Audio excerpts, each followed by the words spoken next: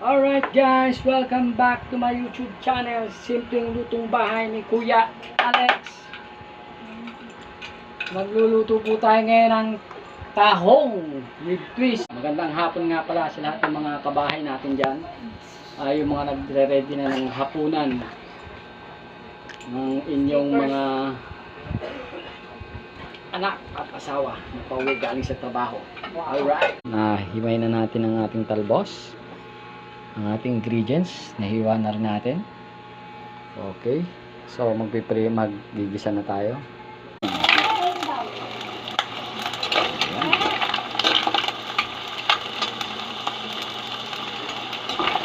Alright guys, ayan na po ang ating